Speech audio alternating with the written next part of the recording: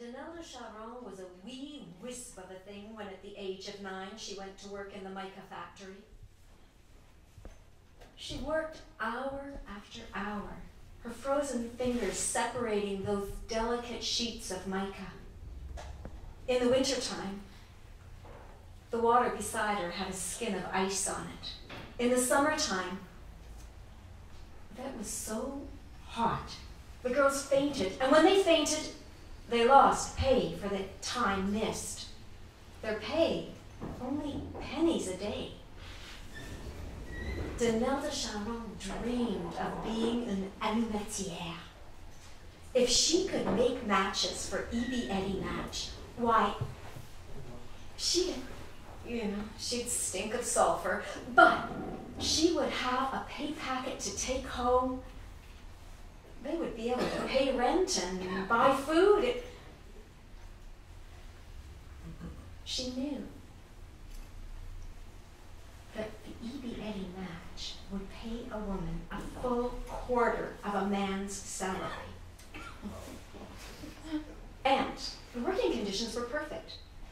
Why, there were, well, it wasn't that in the winter there were wood stoves in every corner. I mean, there was so much sawdust, chemical in the air. One spark from a wood fire would have ignited the whole thing. The wood fire was in the room next door, but it boiled water, and there were pipes that took that water through the whole factory. Even the corners were warm, warmer than the houses at home. And in the summer, to keep the chemicals stable, the men brought in huge blocks of river ice. They put them under the floorboards, and the girls and the chemicals stayed cool. Many a family sent their daughter off to the respectable matchworks to work until they were married. But to work for E.B. Eddy Match, one had to be large enough to do the tasks. She wasn't. So she went to the mica factory. Every day after working, she would go home, make supper, supervise the siblings as they washed up, and then she would teach them their prayers, put them to bed with a story, Loup-garou or Tijan, or what their mother would have done and said if she was still alive.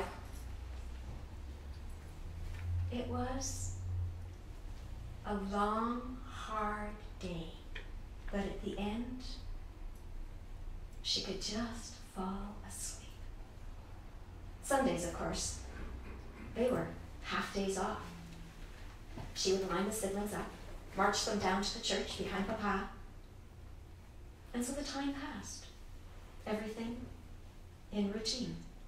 Her siblings grew. So did she. And one day, she stopped in at the market at the end of shift. She needed some vegetables.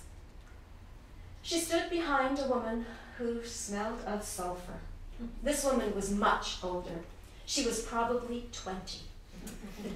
She would be a contre-maîtresse, one of the supervisors at E.B. Eddy Match, one of those women who would hire match girls. She waited, and when that woman turned and walked down the road, she fell into step with her. Without an introduction, she started to explain that she had nimble fingers trained at the mica works. She had strong arms built up over years at the washboard. She would never let a match scrape across a workbench. And the woman stopped, stared up and down at the girl. Denelda put her head respectfully down, tried not to think of her neighbor. The Denis girl had been tired at the end of shift. She'd let one match scrape. Of course it ignited, and then hundreds, and then her dress. Denelda could smell the scorched hair, the seared skin.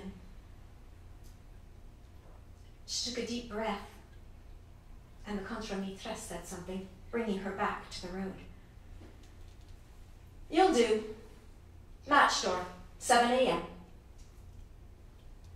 The girl, the woman, left, and Denelda stared after her. But the next day after work, Denelda was coming home and the boys were taunting, "You stink." Denelda whipped the shawl off her shoulders and tried to stuff it into their noses, chased after them so that they would know what a match girl smelled like. On Sunday at church, she walked in and sat at her pew. Everyone by now would know she was an Allumettière.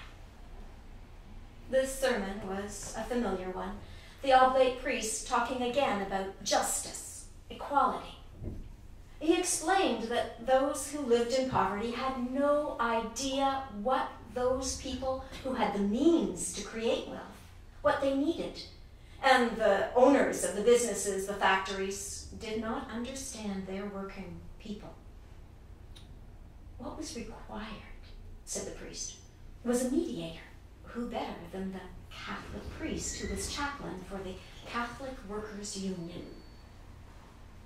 They could communicate between the two groups. With understanding would come working conditions improved, safer working conditions, living wages. It would be salvation of the population by Catholic union. He went on to explain that Les Allumettières were incredibly important because they had just had 300 match girls, a total of 300, join the Catholic Women's Union. Denelda sat just a little higher in her pew. She was a match girl. That Monday at work, the contre-maîtresse was moving up and down the works, monitoring quality, quantity. 150 girls had to produce 70 million matches a day. And then she stopped behind Denelda. She paused and said, "At end of shift, stay behind." Denelda's knees went to water.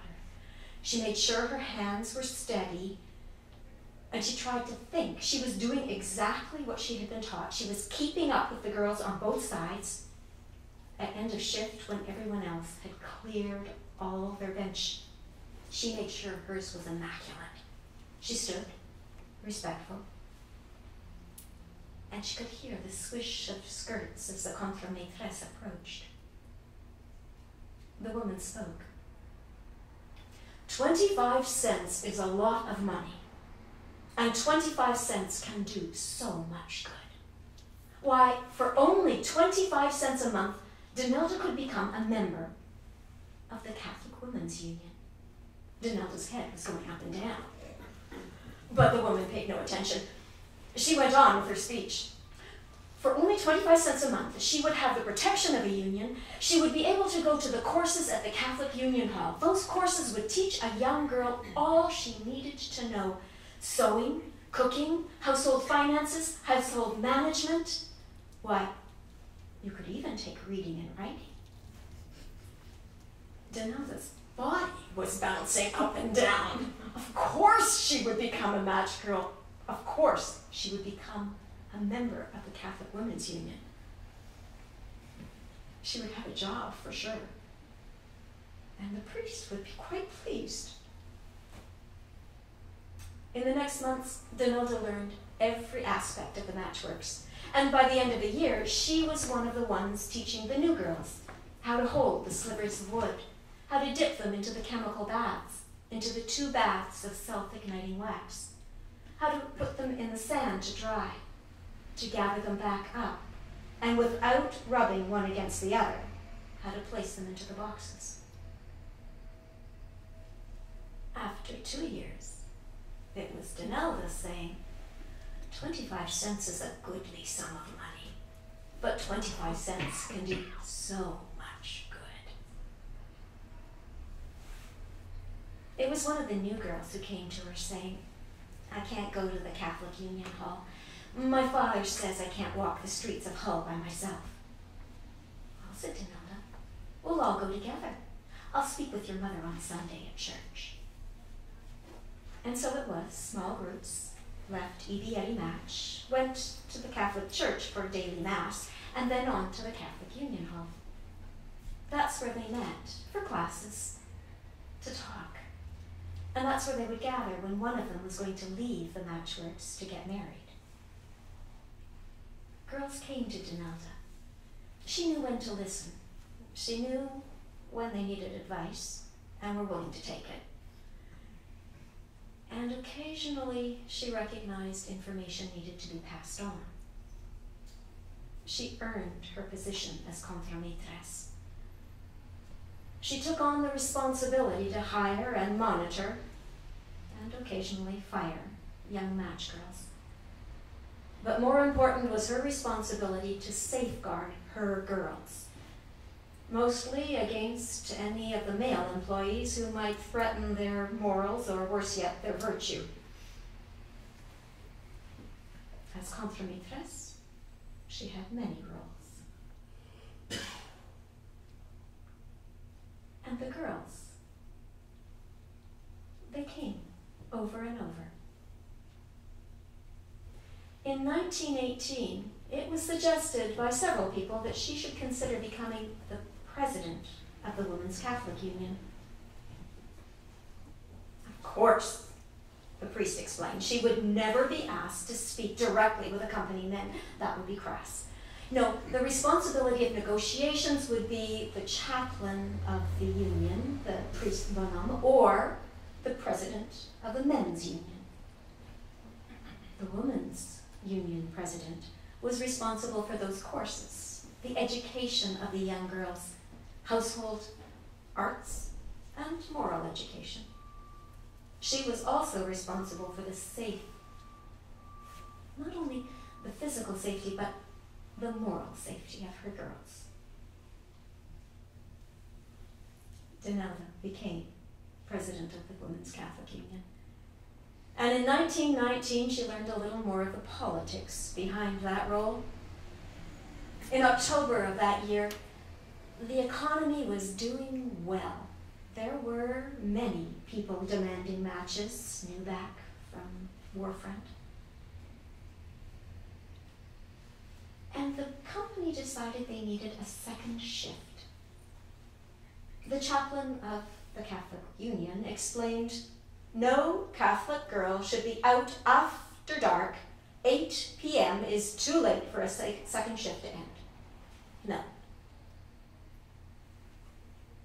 The company began to negotiate in earnest. And after 3 long months, the president of the men's union had won a few concessions for the girls. First and most important, the union, in this formal agreement, this contract, the union was recognized as the negotiating party. And the contre-maîtresse role was recognized as the female supervisor on the floor, with power to hire and fire match girls. 4 days a year holiday would be given to every match girl, and their salary would be increased by 50%. That meant a match girl would earn a full third of a man's salary. The match girls celebrated. And they didn't even mind, maybe they never had, that the concession the union had to give was there would be a second shift for 3 months. Time was so exciting. Things were changing, technologies growing.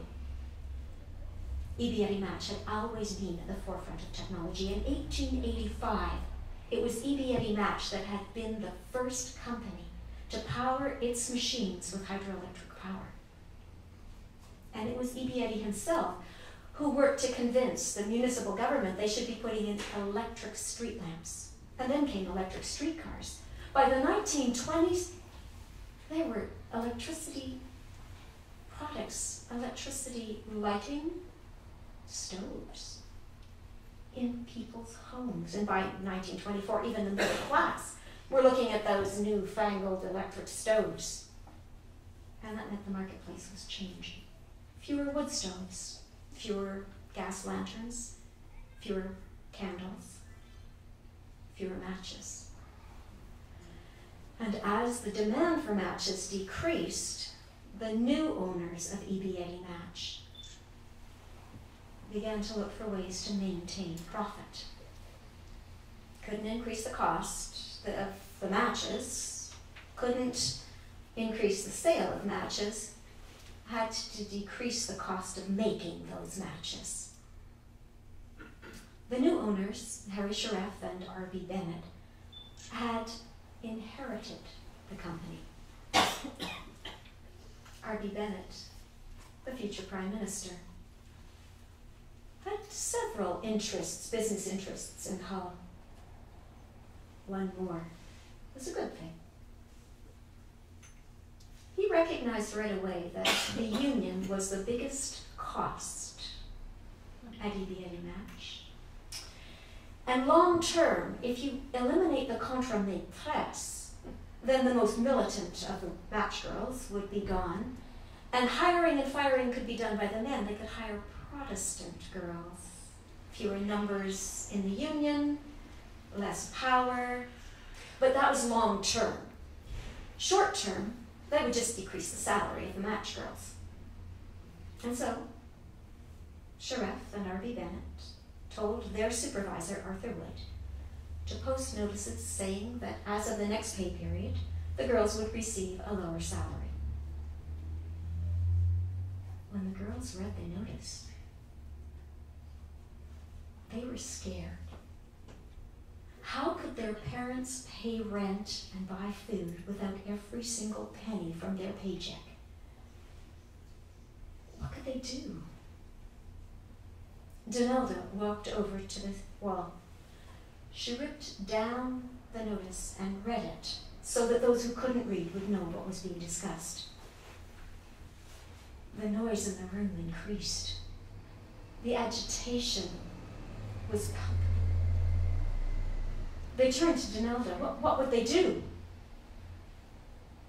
She said, "We are a union, and in our solidarity we have strength. We must decide together what we will do. We are a union with a legal contract that is being dishonored. Will you stand for that?" There was a shaking of heads. There was a murmuring of no. Donalda strode down the center of the factory and out the front door, and every girl followed her.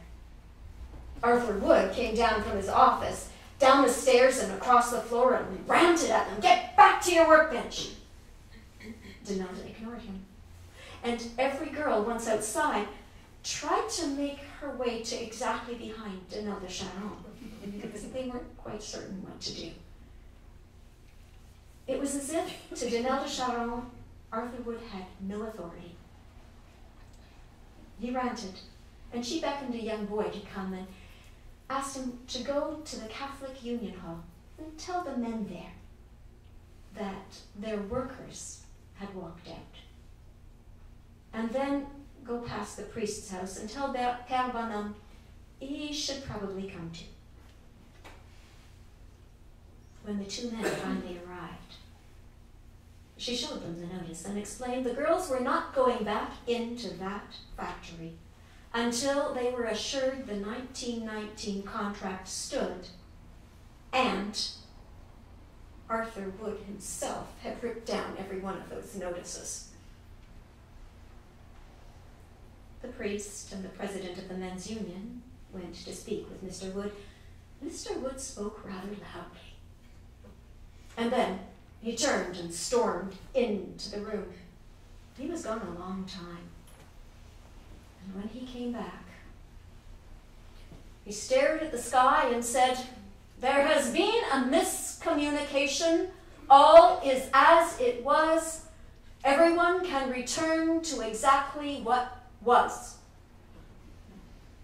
And he looked at the men. The priest and the president looked at Donalda. And she pointed to the notice. The men said something to Mr. Wood, who turned on his heel, stormed inside, pulled down notices, crumpled them to the floor, and then stormed back upstairs to his office. Denilda walked back in calmly. The girls followed, and they worked hard to meet quota that day.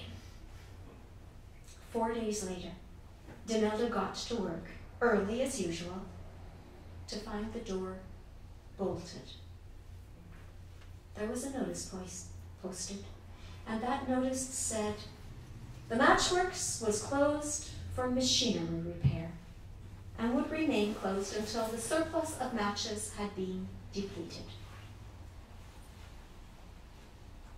As the girls arrived, they realized this was not a decrease in salary by half. This was no salary for goodness knows how long, and would they get their job back? They turned again to Denilda. "What do we do?" And she told them, "Today, you go home. You wash your very best dress and your white gloves. And then, tomorrow, you come back here, dressed in your finest, and we will walk a picket line like the men do. The people of Hull will know we are their daughters, their sisters, that we are good Catholic girls with a legal contract that is being dishonored." The men of E.B. Eddy Match will have to address this. Slowly the girls left. Well, most of them. There were several who stayed and walked with Denilda to the Catholic Union Hall. There they talked, planned, made signs. And then Denilda went down and talked with the men in the men's union. She talked with the priests. And she walked down the corridor to the local newspaper, which just happened to be in the same hall as the Catholic Union. She spoke with the men of Le Droit. The next morning, the girls arrived in their Sunday best. They picked up the signs and they walked 2 by 2. Out on the streets of Hull, young boys were holding up newspapers calling, "Read all about it! Big business betrays match girls!" And people came from all over Hull to see what was happening. The boys came to taunt the girls, but when they saw 3 local priests standing in solidarity with the match girls, the boys disappeared into the crowd. For 2 weeks, the girls walked their full shift, all 150 of them. And there was not a word from E.B. Eddy Match. But the business people and the people of Hull brought food to the picket line, water. They supported their girls, most of them fresh into their teens. There was a buzz and a camaraderie. 17 days after they had been locked out, some of the girls began to get letters. And they brought those letters, waving them in their air, calling to Denilda, "You want to see what that Arthur Wood and the Match Company has done now?" They were offered their job back if they denounced the union and accepted the pay decrease. And they weren't doing it. Denilda and Père Bonhomme took those letters down to Le Droit. And after the next day's newspaper, a representative from E.B. Eddy Match contacted the union. They gave a clear set of terms. The salary, of course, would be decreased. The union disbanded, and the role of contre-maîtresse would be eliminated in favor of Arthur Wood and his men working as supervisors on the factory floor. The people of Hull were astounded. A priest did a whole sermon on this. He said that if the young men were supervising the factory floor, they would have to control the quality of matches made, the quantity of matches made, and their own reactions to the girls around them. That kind of control, the priest said, was impossible. Negotiations continued. Denelle de Chevron, of course, never spoke directly to the EB matchmen, but she was part of every planning session. She was there at every debriefing. She helped plan the overall strategy. She helped craft the words of every new proposal. And she talked. She talked to the people. She talked to the people in the church, in the parish hall. She talked to the people in the businesses, in the shops, on the streets, in the market. She told them, the match girls want their 1919 contract. No increase. Just what was legally theirs. And the people of Hull were with them. Shopkeepers told Denelda that people would come in and say, we want matches, but not those EB kind. And when the girls realized that they could not survive on their meager strike pay, those energetic young girls thought, we'll do a fundraiser. People of Hull were behind them. They offered venues, materials, labor, and purchasing power. There were 9 fundraisers over the length of that lockout strike. Every one of them a success, and not one of the girls had to leave the picket line because she needed money. There were one thing after another that gave them confidence. And then on October 20th, Arthur Wood came in his open-air touring car on his way into EB match, told his chauffeur to stop in front of the picket line, stood in the back seat and began to hurl insults. The girls ignored him, and he was so furious that he told his driver, roll through the lot of them and aim at that one. Denelle de Chevron.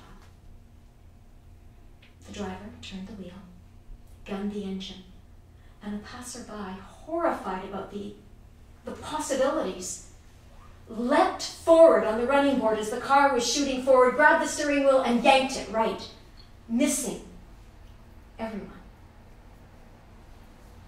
The police are called. Arthur Wood was escorted from the premises for his own safety. Charges were not laid. But news of this event traveled as far as Quebec City, and the provincial government that very night appointed a mediator, investigator, to look into this labor dispute thing that was happening way over in Hull. EB Match refused to participate in any investigation. People of Hull boycotted not only EB matches, but all the EB products, washboards, basins, brooms, paper products. The municipality sent a mediator to participate in the negotiations. EB Match refused to negotiate. The boycott spread from Hull to Hawkesbury to Montreal, across the river to Ottawa to Toronto. Harry Sheriff and R.B. Bennett were forced by economics and political public opinion to negotiate, to make concessions. On November 20th, a contract was put on the table to be signed. It was basically the 1919 agreement. The union was recognized as a negotiating body. The wages were 1919 wages. The role of contre-maîtresse was recognized as floor supervisor, but she would lose her right to hire and fire in favor of Arthur Wood and his men. Still, every one of the match girls would get her job back. Everyone, save one. R.B. Bennett had brought with him to the negotiating table his own priest, who replaced the Union priest. And so Père Carrier abandoned Denas de Charon. She alone would not return. But she knew this was the best agreement she could get for her girls. And as president of the Catholic Women's Union, Denas de Charon signed that contract. The people of Hull celebrated. Their young match girls had fought for justice and won their jobs back. They celebrated the name of Denas de Charon. They celebrated Les Allumettières. And the people of Hull named a street Boulevard des Allumettières.